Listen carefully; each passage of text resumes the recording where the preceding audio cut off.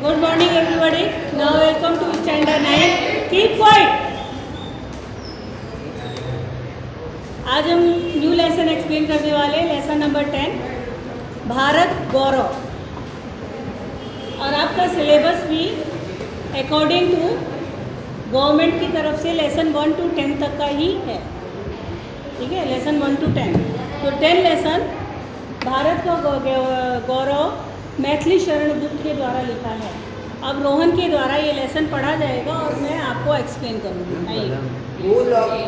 भूलोक का गौरव, प्रगति का पुण्य। नहीं, पहले मैथिली शरण गुप्त के बारे में पढ़ें। लेखक मैथिली चरण गुप्त, जन्म सन 1886 ई, निधन सन 1964 ई। मैथिली चरण गुप्त का जन्म झांसी जिले के चिरगांव में हुआ था। बाल्यावस्था से ही कविता में इनकी रुचि थी। इनकी प्रारंभिक रचनाएं हिंदी की पत्रिका सरस्वती में प्रकाशित हुई। महावीर प्रसाद द्विवेदी के प्रोत्साहन ने इनके कवि व्यक्तित्व का परिष्कार कर दिया। राम भक्ति में सराबोर पारिवारिक संस्कारों ने इन्हें राम काव्य लिखने के लिए प्रोत्साहित किया और तत्कालीन राष्ट्रीय परिस्थितियों से परिचित हुए। भारत भारती, साकेत, पंचवटी, यशोधरा, विष्णुप्रिया आदि इनकी प्रमुख रचनाएं हैं। हिंदी साहित्य एवं शिक्षा के क्षेत्र में अनुपम योगदान के कारण इन्हें 1954 में पद्म भूषण की उपाधि से अलंकृत किया गया तथा राज्यसभा का सदस्य भी मनोनीत किया गया। प्रस्तुत काव्य भारत भारती से लिया गया है, जिसमें 3 खंड में देश का अतीत, वर्तमान और भविष्य चित्रित है। गुप्त जी ने भारत के अतीत का गौरवशाली चित्र प्रस्तुत किया है और इन्हीं विशेषताओं के आधार पर उसे विश्व के सिरमौर पद पर प्रतिष्ठापित किया है। इस काव्य में कवि ने भारतीय सभ्यता और संस्कृति का गौरव गान किया है। इसके साथ साथ आर्यों के महान जीवन आदर्शों का भी चित्रण किया है। भूलोक का गौरव, प्रगति का पुण्य लीला स्थल है। पहला मनोहर गिरी, हिमालय और गंगाजल जहाँ संपूर्ण देशों से अधिक किस देश का उत्कर्ष है, उसका की जो ऋषि भूमि है वह कौन? भारतवर्ष है। क्या बोला गया कि प्रस्तुत जो काव्य है वो भारत भारती से लिया गया है। भारत भारती जी क्या, मैथिली शरण गुप्त जी क्या बता रहे हैं कि भूलोक यानी कि पूरा धरती, पृथ्वी का गौरव और प्रकृति का पुण्य लीला स्थल, जहाँ पे नेचुरलिटी दिखाई देती है, नेचुरल चीज़ें दिखाई देती है, उसका पुण्य लीला स्थल वो कहाँ है, उसके बारे में बता रहे। वो कहाँ है? जहाँ पर फैला गिर मनोहर, मनोहर यानी मन को हर लेने वाला, गिर यानी पहाड़, मन को हर लेने वाला पहाड़ कहाँ है, कहाँ फैला हुआ है। और जहाँ पे गंगा जैसी पवित्र नदी बहती है और गंगा जल जैसा पवित्र जल लोग अपने घरों में रखते हैं, वो कहाँ है? संपूर्ण देशों के से अधिक किस देश का उत्कर्ष है?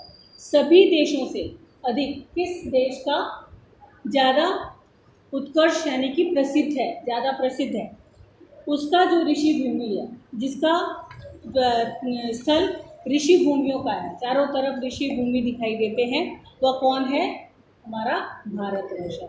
यानी हमारे भारतवर्ष की गौरव की गाथा यह मैथिली शरण गुप्त जी कह रहे कि चारों तरफ कौन है? ये रोहन, खड़े हो जाओ, बाहर निकल आओ, इधर आओ, अपनी डेस्क पे लेकर इधर आओ।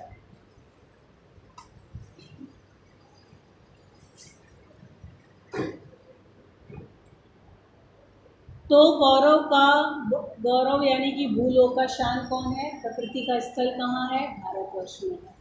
भारतवर्ष में ही हिमालय पर्वत जो है वो मन को हर लेने वाला दृश्य दिखाई देता है। संपूर्ण देशों का उत्कृष्ट देश है भारतवर्ष। भारतवर्ष जो ऋषियों का भूमि है, तो भारतवर्ष। आवृत भारतवर्ष ही संसार का सिरमौर है। ऐसा पुरातन देश कोई विश्व में क्या और है? भगवान की भवभूतियों का यह प्रथम भंडार है। विधि ने किया नर सृष्टि का पहले यही विस्तार है। अपने भारतवर्ष को वृद्ध बोला गया है, यानी कि वृद्ध का मतलब बहुत पुराना, बहुत प्राचीन। तो हमारे भारतवर्ष को कहा गया है ये सबसे प्राचीन देश है और हमारे संसार का, विश्व का सिरमौर है, यानी कि उसका ताज है हमारा देश। और ऐसा पुरातन, यानी सबसे इतना पुरातन ऐसा प्राचीन देश जो है जहाँ कहीं पे भी विश्व में नहीं मिलेगा। क्यों? क्योंकि यहीं पे भगवान की भवभूतियाँ, जितने भी ईश्वर हैं, जिनको भी हम पूजते हैं, वो सारे ईश्वर का जो है जन्म हमारे भारतवर्ष की पृथ्वी में ही हुआ है कि नहीं। श्री रामचंद्र जी का जो पूजते हैं वो भी, उनका भी जन्म स्थल अयोध्या है। और क्या कहते हैं, कृष्ण भगवान का भी कहाँ है? मथुरा है। हाँ? तो ये गोकुल है। तो ये सब जो जितने भी भगवान की भवभूतियों का प्रथम भंडार हमारा भारतवर्ष है। विधि ने किया, यानी कि विधि का विधान, संसार का विधान विधि ने किया है यहीं पे नर सृष्टि का निर्माण, यानी कि जो मनुष्य जाति का निर्माण हुआ है वो भी भारतवर्ष में ही हुआ। आपको पता है कौन थे भारतवर्ष के सबसे पहले जो है मनुष्य? हाँ बोलो, जिनसे पूरे हमारी मनुष्य जाति का निर्माण हुआ। रति और मनु। रति नाम की युवती और मनु नाम का युवक, इन दोनों से जो है हमारे इस सृष्टि का निर्माण हुआ, नर सृष्टि का। आपको पता है पहले ज़माने में जो है, जब ईश्वर का जब ज़माना चलता था, भगवान का ज़माना चलता था, तो बच्चे कहाँ से उत्पन्न होते थे? यज्ञ कर रहे हैं, यज्ञ में से जो है उत्पन्न होते थे। कोई भी कार्य कर रहे हैं वहाँ से उत्पन्न होते थे। इस तरह से रति और मनु नाम के दो युवक ब्रह्मा ने उत्पन्न किया और उसके बाद इन्होंने जो है नर सृष्टि का निर्माण किया। जो हमारे मनुष्य जाति, हम लोग कहीं न कहीं से एक दूसरे के भाई बहन के रूप में ही होते हैं। हम लोग एक दूसरे से कहीं न कहीं जुड़े ही हैं। पूरा विश्व जो है वो कहीं न कहीं से जुड़ा हुआ है। तो नर सृष्टि का निर्माण भी भारतवर्ष में हुआ है। तो सोचो भारतवर्ष कितना वृद्ध और प्राचीन और पुरातन देश है। यह पुण्य भूमि प्रसिद्ध है, इसके निवासी आर्य हैं। विद्या, कला, कौशल सबके जो प्रथम आचार्य हैं। संतान उनकी आज यद्यपि हम अधोगति में पड़े, पर चिन्ह उनकी उच्चता के आज भी कुछ हैं खड़े। ओके, जो पुण्य भूमि, भारत की पुण्य भूमि प्रसिद्ध किस लिए है? आर्य जाति के लिए। हमारे पुराने ज़माने में आर्य जाति जो आज जो है एक शेड्यूल ट्राइब्स में, जिसको हम ये क्या कहते हैं, झाड़ू लगाने वाला, बाथरूम लेटरिन बाथरूम साफ करने वाला, जिसको क्या बोलते हो आप लोग? हम लोग जमादार बोलते हैं, जो शेड्यूल कास्ट में आते। तो उस समय ये जो आर्य जाति थे, वो आर्य जाति हमारे देश के आचार्य थे। उन्हीं के द्वारा, आर्य जातियों के द्वारा हमें विद्या, कला, कौशल की जानकारी मिली। वो हमारे प्रथम आचार्य थे, गुरु थे हमारे, विद्या, कला, कौशल के बारे में बताने वाले। लेकिन आज उनकी संतान जो है अधोगति में पड़ी हुई है, यानी कि अवनति की ओर जा रही है। यानी हम उनको शेड्यूल कास्ट में रख दिए हैं। हम उनको देख करके थोड़ा मन हमारा वो हो जाता है कि ये तो झाड़ू लगाता है, पोछा लगाता है कि नहीं? होता है कि नहीं? आपके घर में, स्कूल में भी, लेकिन है तो वो भी इंसान। हम उनको देखते हैं बड़े हेय दृष्टि से, ये तो बाथरूम साफ कर देता है। अभी आपके स्कूल का बाथरूम वगैरह अगर आपको बोला जाए तो आप साफ करोगे? नहीं करोगे ना। तो ये जिसकी ड्यूटी है वही करेगा। तो ये तो जमादार की ड्यूटी है, वही सड़क पर जो है झाड़ू लगाते रहते हैं, वो हमारे लिए सफाई करते रहते हैं। आज भी वो हमारे लिए काम कर रहा है। तो आज भी उनकी जो संतान जो है वो उनकी अवनति जा रही है, उनको हम नीचे भेजते जा रहे हैं। लेकिन फिर भी उनकी उच्चता के निशान आज भी हमें दिखाई देते हैं, क्योंकि उन्हीं के द्वारा जो ये विद्या हम पढ़ रहे हैं उसके बारे में, कोई भी कला के बारे में, कोई भी कौशल, यानी कि कोई भी क्रिएटिविटी के बारे में, ये सब के बारे में इन्होंने ही हमें सिखाया है। और जिसके द्वारा हम पीढ़ी दर हम सीखते आ रहे हैं। वे आर्य ही थे जो कभी अपने लिए जीते न थे। वे स्वार्थरत हो मोह की मदिरा कभी पीते न थे। संसार के उपकार ही जब जन्म लेते थे सभी, निश्चेष्ट होकर किस तरह वे बैठ सकते थे कभी। ये आर्य ही जाति के लोग ऐसे हैं जो अपने लिए नहीं जीते हैं, वो हमारे लिए जीते हैं, हम सब के लिए जीते हैं। क्यों बताया अभी वो उदाहरण बताया कि हम और वो कभी भी स्वार्थरत यानी कि स्वार्थ होकर अपने स्वार्थ के लिए जो है वो स्वार्थ का मदिरा नहीं पीते हैं, निस्वार्थ होकर वो काम करते हैं। संसार के उपकार हित के लिए ही वो जन्म लेते हैं। वही हमारे ऊपर उपकार ही कर रहे हैं ना, हमारे घर जो है देश को साफ़ सुथरा कर रहे हैं, सब कुछ जहाँ पे हमें गंदगी दिख रही है वहाँ पे साफ़ सुथरा करने का काम उनका ही है, तो देश के ऊपर उपकार कर रहे हैं। हम सब तो नहीं कर सकते, हम सब कर सकते नहीं कर सकते, तो उनका काम है तो वो कर रहे हैं। और आज भी वो हमारे लिए हमारी भलाई कर रहे हैं, और उनका जन्म ही भलाई के लिए हुआ है। निश्चेत होकर या निश्चेत यानी निष्क्रिय होकर, चेष्टा रहित होकर, यानी कि वो बिना कोई काम किए बिना वो बैठ नहीं सकते हैं। किस तरह वो बैठ सकते हैं, कभी उनको कुछ ना कुछ काम ही करना है, और आज भी वो हमारे लिए भलाई का काम कर रहे हैं। ठीक है, लेसन समझ में आया? किसी को कोई लाइन जो समझ में नहीं आ रही हो? बहुत ही सिंपल लैंग्वेज में है। ओके, अब जो है इससे पहले पेज नंबर आप लोग 38 देखिए, जहाँ पे कहावतें दिया हुआ है। कहावतें दिख रहा है आप लोग को? ये पहले भी मैंने आपको बताया हुआ है। ये कहावतें अच्छी तरीके से आपको लर्न करना है। एग्ज़ाम में जो आपके सिलेबस में दिया गया है कि कहावतें मुहावरे, कोई नहीं में से कहावतें ही नहीं मिस आएगा, और मुहावरे आगे है, कहीं कहीं मुहावरे भी है। हाँ, ये क्या कहते हैं, पेज नंबर 11 खोजिए, वहाँ पे मुहावरे है। और मुहावरे आपके टेक्स्ट बुक में हर एक लेसन में उसका अर्थ भी दिया हुआ है। सिर्फ आपको वाक्य बनाना है, अर्थ लिख करके वाक्य बनाना है, और अर्थ लिख करके जो मुहावरा शब्द दिया होता है उससे वाक्य बनता है। ये हमेशा ध्यान रखना, अर्थ का वाक्य कभी नहीं बनता है मुहावरे का। मुहावरा मिल गया। और अशुद्ध अशुद्ध वाक्य पेज नंबर 20, 21 और 22, 3 पेज में अशुद्ध अशुद्ध वाक्य जो आपके सिलेबस में है। उसके बाद ये कहावतें, इन्हीं कहावतों में से कोई भी कहावत आ सकता है, 1 नंबर का, 2 नंबर का। ये टोटल कितनी कहावतें? 26।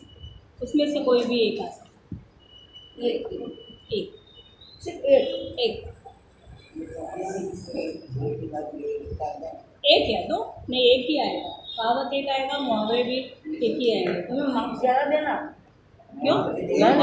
जब लिखोगे तब ना मार्क्स मिलेगा, ऐसे भी मार्क्स मिल जाएंगे। 1 मार्क्स का होगा। हाँ, अगर गवर्नमेंट की तरफ से पेपर आएगा तो शायद 1 नंबर का ही होगा। हमने नहीं बनाया, ये गवर्नमेंट की तरफ से आने वाला था। ओके, अब इस लेसन की एक्सरसाइज करें हम। चलो, निम्नलिखित प्रश्नों के उत्तर 1-2 वाक्य में दीजिए। आ जाओ बेटा स्नेहा। मैम शब्द संख्या कितनी है बता दीजिए। 13। 13, 1 3 क्या गिना तुम? 8 तो 14 क्यों बोल दिया तुमने? एकदम सही।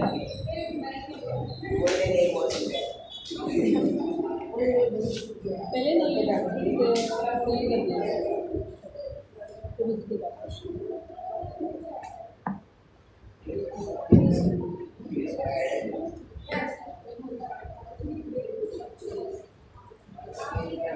अब ये पहले हम इसका फिल इन द ब्लैंक्स लिखने वाले हैं।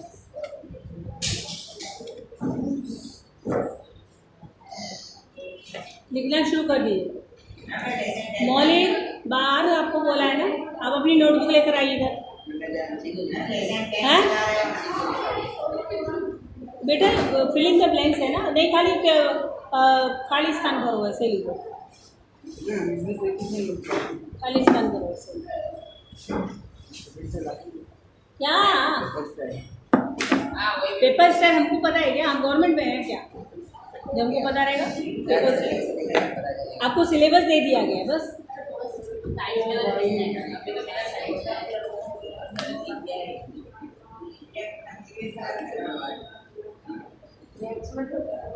मुझे कदम, चलो उधर जाओ, उधर उधर उस साइड हो जाओ। नहीं तो ये डंडा है ना, डंडे से ही सबको एक एक लगाना शुरू कर दूंगी जहाँ कोई तो आवाज करेगा।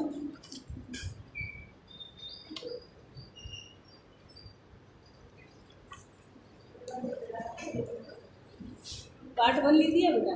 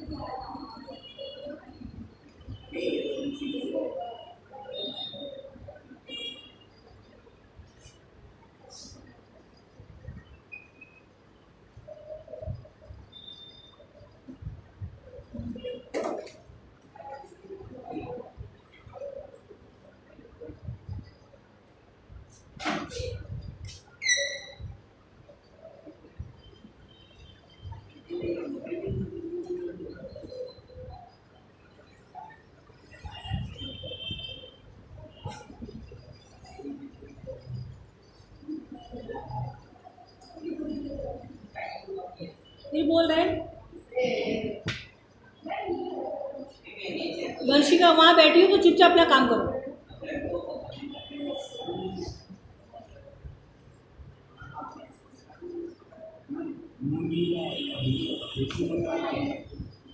वृत्त भारत को मुनि मुनि म पे छोटा ऊ की मात्रा और न पे वो भारत को ऋषि भूमि कहा गया है। ऋषि भूमि है, सही तो है, सही है।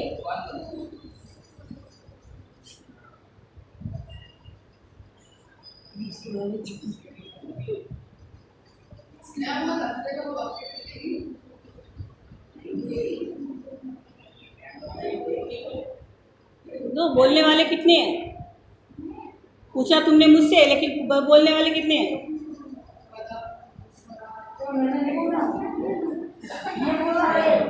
बस हो गया ना, तो पीछे घूम के देखा क्यों?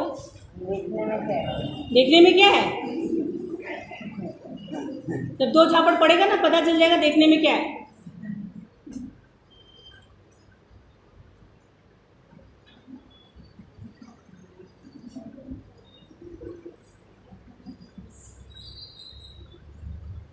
डायरेक्ट में मीटर से ही काउंट करना है। ये सब मेरे अपने पहुँचा जो लिखवा रहा है ब्लैक बोर्ड पे वो लिखो। 15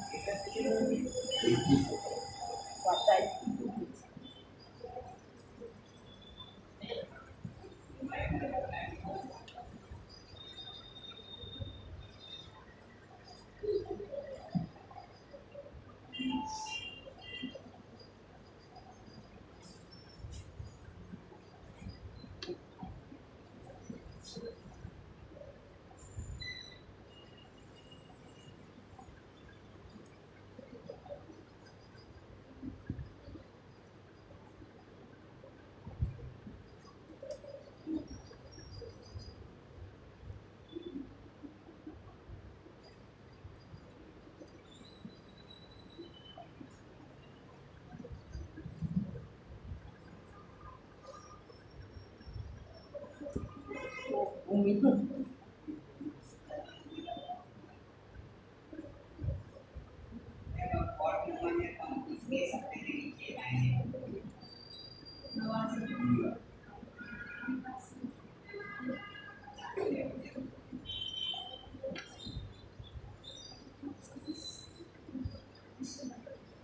क्या हो रहा है? पूजा और खुशबू कंटिन्यू बातें कर रहे हो।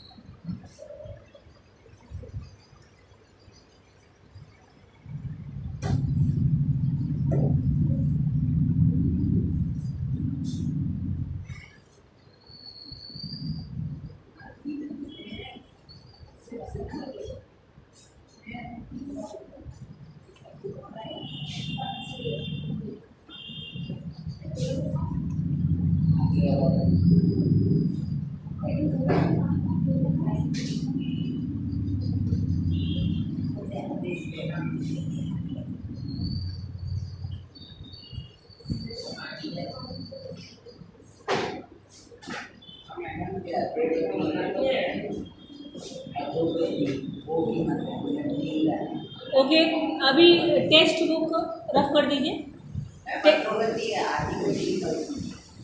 अधोगति, भपे उपमा। अभी टेक्स्ट बुक के प्रश्न उत्तर लिखवाए जा रहे हैं, प्रश्न स्वाध्याय ऊपर लिख दो। और यहाँ पे प्रश्न नहीं लिखे जाएंगे, सिर्फ उसका आंसर नंबर 1, आंसर नंबर 2 इस तरह लिखा जाएगा। प्रश्न आप अपने टेक्स्ट बुक से देख करके लिखिए। हाँ, एक वाक्य वाला। क्वेश्चन नंबर 1, निम्नलिखित प्रश्नों का उत्तर एक एक वाक्य, 1 या 2 वाक्य में दीजिए। इसमें प्रश्न नहीं लिखा जाएगा, सिर्फ उत्तर लिखा जाएगा।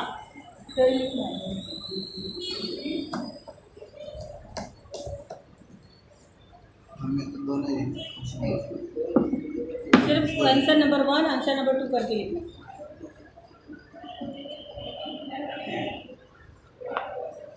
स्वाध्याय लिख दो ऊपर। स्वाध्याय प्रश्न नंबर 1। प्रश्न आपको टेक्स्ट बुक से ही लिखना है, आंसर लिखा जाएगा क्या लिखे वाले यहाँ पे। ये लो है टेक्स्ट बुक, इतनी तो यहाँ रखिए टेक्स्ट बुक। डायरेक्ट आंसर लिखते हैं।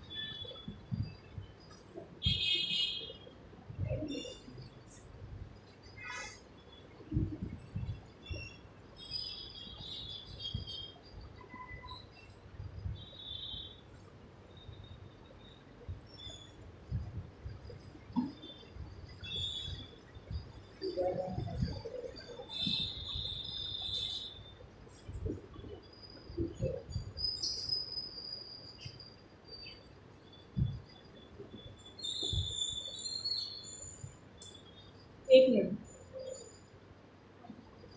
क्वेश्चन